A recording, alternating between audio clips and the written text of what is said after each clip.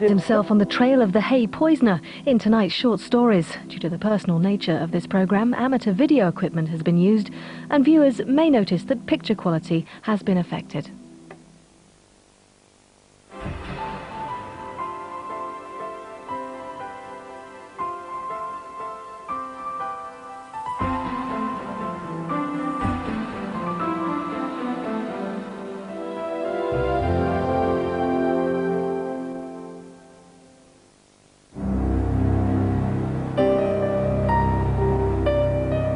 By a series of coincidences, I'm on a plane to Florida. I'm going to meet a French professor of forensic pathology. We're going to discuss the notorious case of the Hay poisoner, who ranks in the annals of criminal history with Dr. Hawley Harvey Crippen. In 1922, Herbert Rowse Armstrong was accused of poisoning his wife Catherine with arsenic, and after a sensational trial was found guilty and hanged. Armstrong's guilt had never been an issue until after a series of inexplicable coincidences I found myself thrown into his life.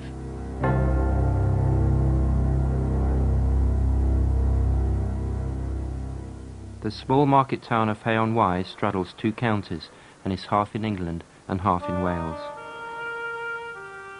When I came here 20 years ago to practice as a young solicitor, I knew nothing of the Hay poisoner, as he came to be called, or that I was about to start work in his office.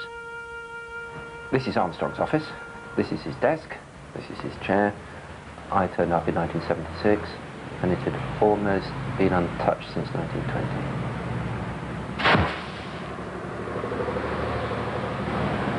When I came here, yes, I found it was Armstrong's office, but I wasn't interested in the story, because I believed, as everybody, or most others did, that jurors did not make mistakes. Because the story was that he was giving Catherine repeated small doses of arsenic and watching her die in agony and pretending that he was very fond of her and reading to her at night. And if you sort of think of the personality profile of somebody like that, you're dealing with a very obnoxious person. But even after 60 years, there was still a lot of gossip about Armstrong and the arsenic and the hanging. But once the locals began to accept me, they would bend my ear and they'd say, "You know, he really didn't do it, Martin." They all had their theories about the case. Some even suggested that he'd been framed.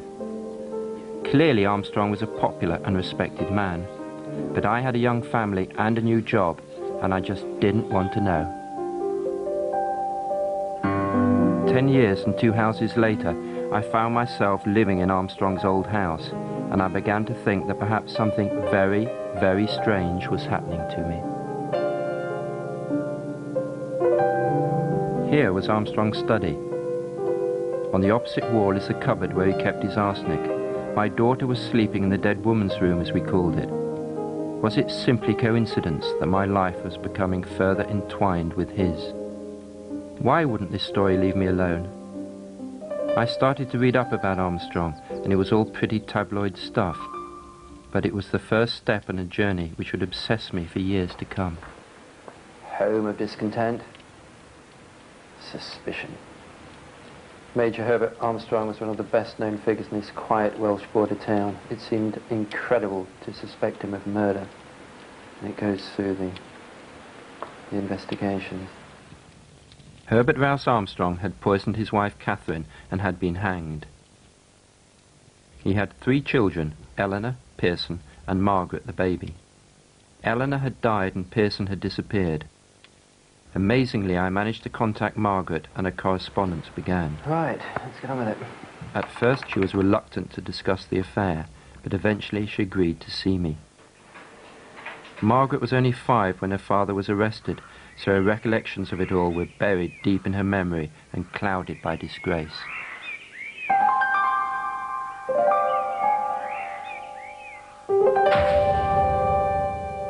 I remember my mother as a shadowy person in bed, and she must have been teaching me even though she was in bed, because I didn't go to school due to the upset until I was 7, and yet I was well up to date, that I was very much Daddy's girl, But I do remember saying that if only all these nasty policemen would go away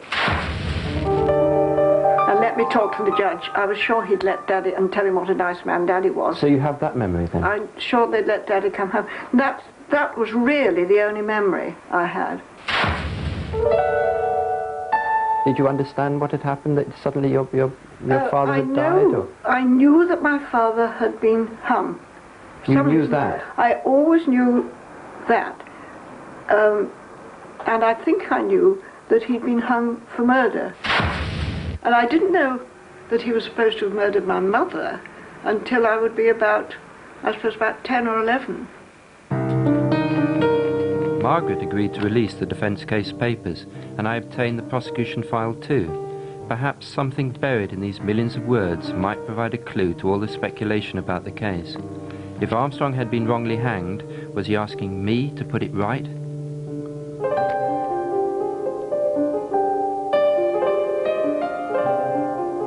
Major Armstrong, as he came to be called, came to Royal Hay in 1906 to join a firm of solicitors.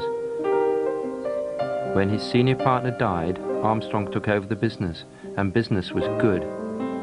Over the years, Armstrong had risen to become a pillar of the local community. He held several responsible public positions, including church warden here at St. Mary's, and he was also clerk to the magistrates' court in Hay, and he had risen to be master of the local Masonic lodge. His wife Catherine, on the other hand, was highly strung, physically weak, and susceptible to ailments. In the summer of 1920, she was suffering from delusions and paranoia. No medicine seemed to work, and the local GP, Dr. Hinks, certified her as insane. She was taken to a lunatic asylum where she remained under medication for the next 5 months.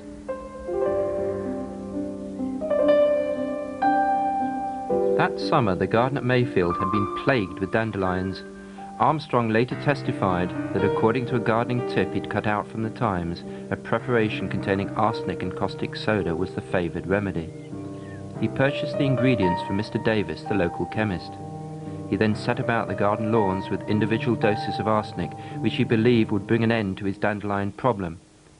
But it didn't, because we've still got them to this day.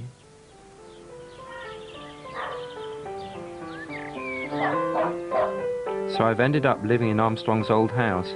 It's a bit weird, I know, but I've been living here very happily for the last 9 years with my wife Noelle and my 3 children.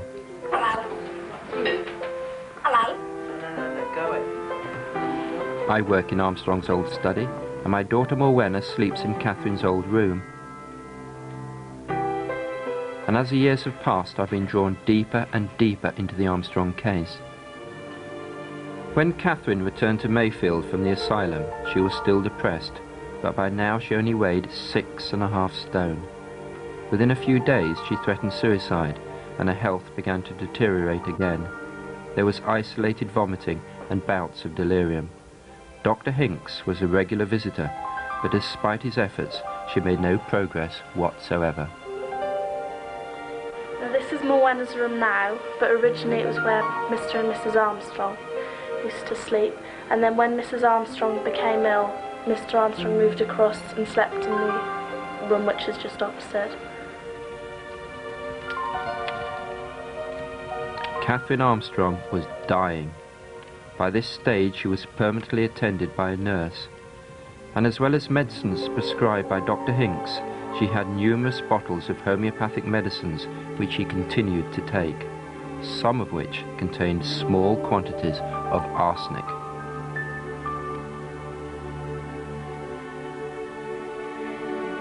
On the night of the 21st of February 1921, bedridden and weak, Catherine Armstrong sank deeper and deeper. She wakened briefly in the middle of the night and asked for Herbert before lapsing into a coma. The following morning, Armstrong sat at her bedside for an hour. The doctor was called, but said he could do no more. 1 hour later, at 10 a.m., Catherine Armstrong died. It can be scary at times. It can be at night. At night. In this room it is scary, especially on the night when she died.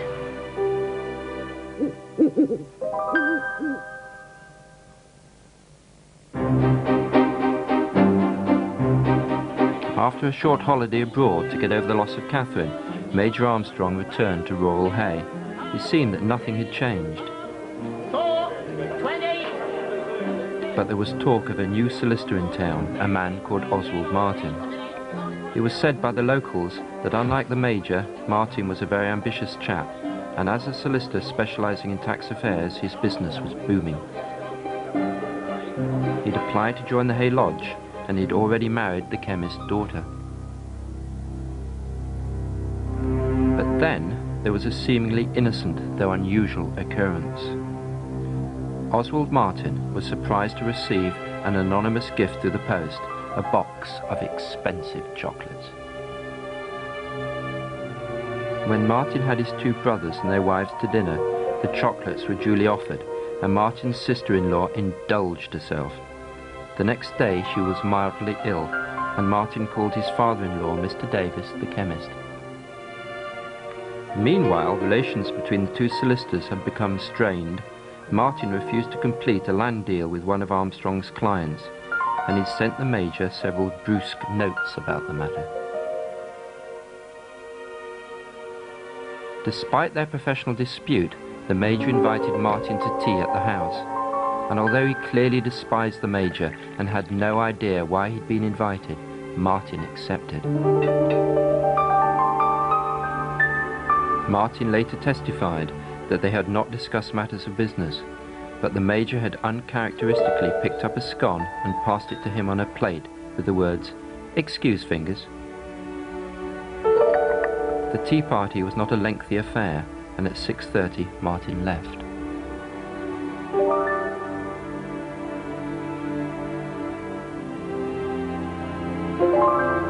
After returning home, Martin ate a supper of jugged hare and caramel cream, and that night he was violently sick.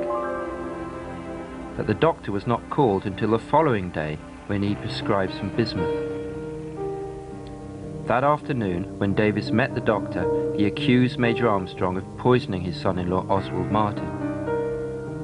Naturally, the doctor thought this preposterous, until Davis told him that the Major had in the past purchased arsenic from his chemist's shop. And then Davis produced the box of chocolates. Perhaps, he suggested, they had arsenic in as well. The doctor was alarmed. He asked Davis to immediately obtain a urine sample from Martin. A London laboratory confirmed that there was arsenic in Martin's urine, and 2 of the chocolates had indeed been tampered with. The investigation began.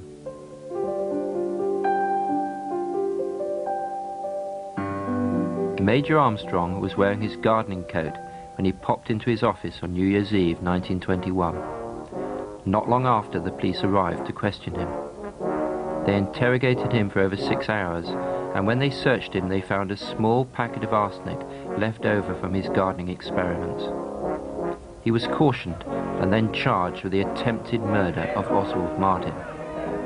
Major Armstrong was taken to Hay Jail, and the little town of Hay was buzzing with the news that night as they welcomed in the new year.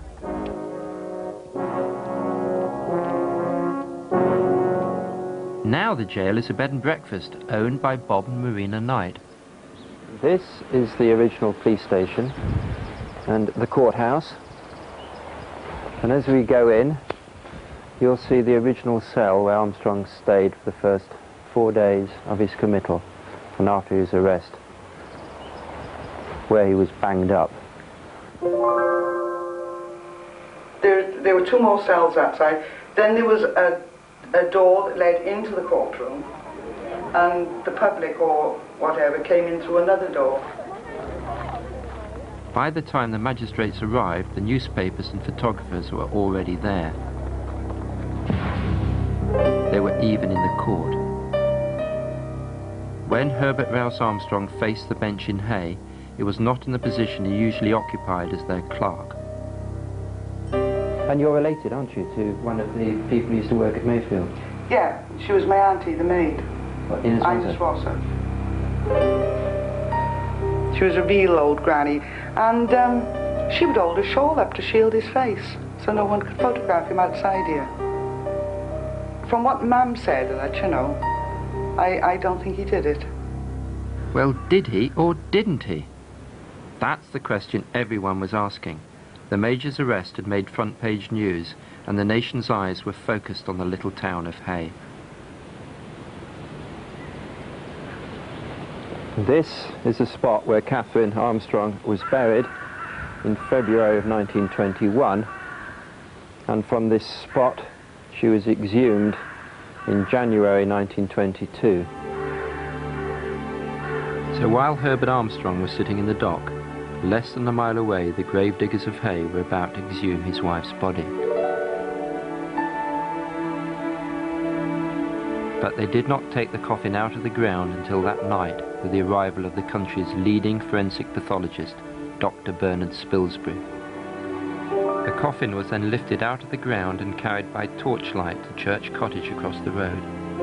In the post-mortem they carried out that night, a huge quantity of arsenic was found in her body. Where did she go once they've... They put her back in a coffin and dropped her back in the hole and filled it up.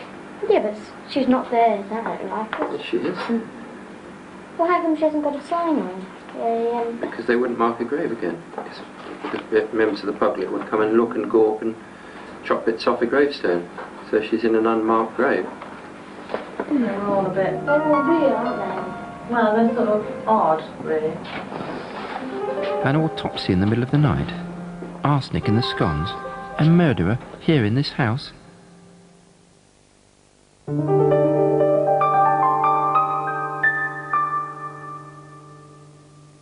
Armstrong was finally committed for trial at Hereford Assizes. I don't remember at all. I mean, when the trial was going, I think you did go to Hereford with Ellen and Sonny, but... Well, I don't know. That. I don't know where we went. I don't remember that at all.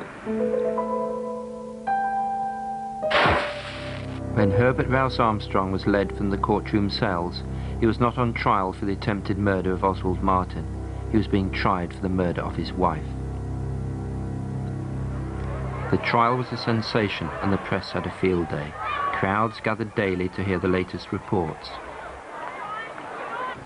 The trial judge, Mr. Justice Darling, was a hanging judge, not known for his jurisprudence or his charitable nature. When I'm sitting in a judge's seat, whenever I've appeared in this court, I've been on the solicitor's bench or sitting behind counsel. But I mean, it's a very strange feeling. I mean, I'm only thinking about 1922, where Mr. Justice Darling sat, and what must have gone through his mind. The courtroom was packed to capacity. The evidence presented by the Crown appeared damning, but it was all circumstantial. The packet of arsenic, Martin's urine sample, Catherine's post-mortem. Then the key evidence was presented by the forensic pathologist, Dr. Bernard Spilsbury. He testified that Catherine had died from a fatal dose of arsenic, which must have been administered within 24 hours of her death. After 6 hours of cross-examination, Armstrong still maintained he was innocent. The defence claimed Catherine must have committed suicide, but the Crown was out for blood. "Do you honestly believe it credible," said Justice Darling, "that a woman in the condition she was got up with the intention of committing suicide? If the theory of Dr. Spilsbury that she must have had a fatal dose within 24 hours is correct, then the whole line of the defence is gone."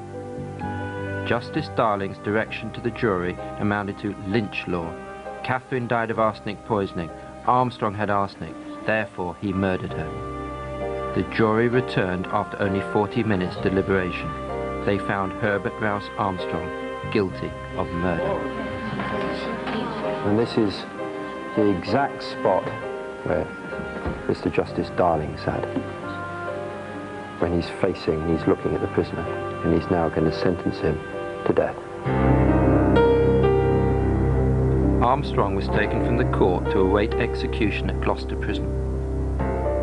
On the 31st of May at 8 a.m, they broke Herbert Rowse Armstrong's neck. The Hay poisoner was dead.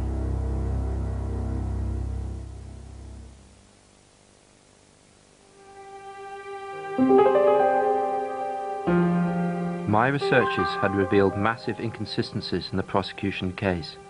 Evidence of the Tea Party was given, but the chocolates never featured in the trial, and the role of the chemist Davis was never questioned. I also suspected that Spilsbury's evidence may have been flawed.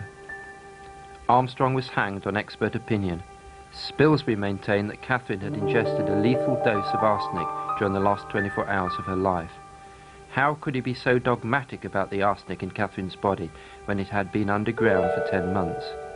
I went to see Professor Bernard Knight, the Home Office pathologist who'd given evidence in the Fred West case. Maybe he could help. My first point is that you cannot say, right, there's X in the cecum and there's Y in the liver. Right. And that is what happened when she died.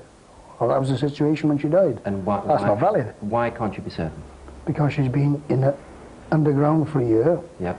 You get marked diffusion of everything post-mortem. Yep. And therefore what might have started off in the lower left abdomen might end up in the right side of her chest. The distribution found at the exhumation almost certainly doesn't represent the distribution that pertained at the time of death. What do you think of Spilsbury? As a sort of, in your... Totally dogmatic, inflexible, dangerous man. Right. We're talking about exhumations here. We are now very careful in fresh autopsies to take these samples from the correct place. Yeah. Even the day later, if you take blood from the wrong place, you'll get the wrong answer. Yeah. And 10 months later, it's going to be grotesque. Right. This could never happen today, given an adequate defence.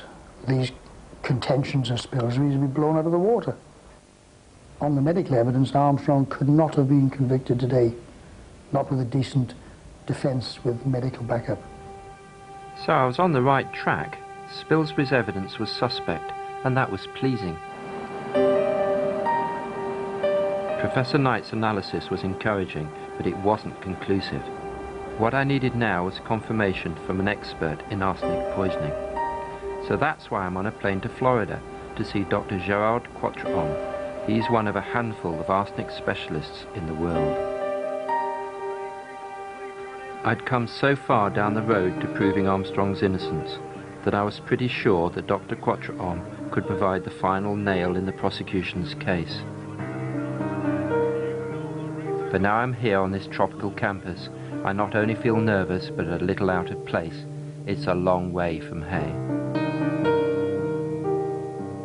I'd asked the doctor to compare Catherine Armstrong's data with a leading case study he'd observed in France where the patient had been kept alive for 8 days after taking a fatal dose of arsenic. Spilsbury at the time of the trial said the cause of death had to be arsenic poisoning, that arsenic had to have been taken within 24 hours of death. Perhaps the explanation is that the toxic concentrations change, and we know, for example, for barbiturates that they increase a great deal. So it's impossible to say that the high concentrations in stomach or intestine is really reliable in this case, because it was 10 months after death. So it's possible that inside the organism you have a redistribution or a diffusion of the toxics. It's difficult to be sure that it was 4 hours before death or 24 hours before death or a few days before death. Well, there you have it. Spilsbury was wrong.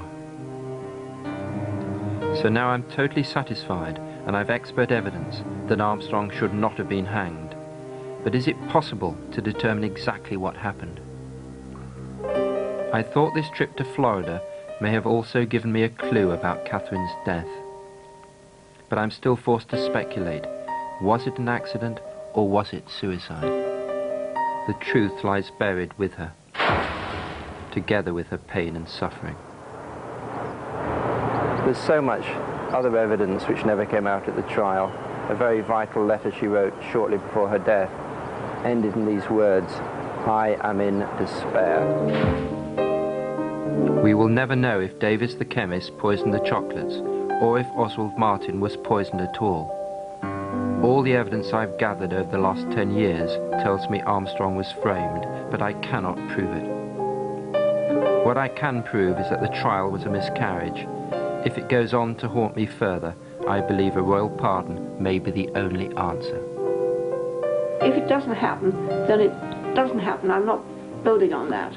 Because to me, the fact that he was wrongfully convicted means that therefore he would not have been executed. And if he'd not have been executed, I wouldn't have spent the next 73 years feeling guilty and lying my way right, left and centre and knowing I wasn't being believed.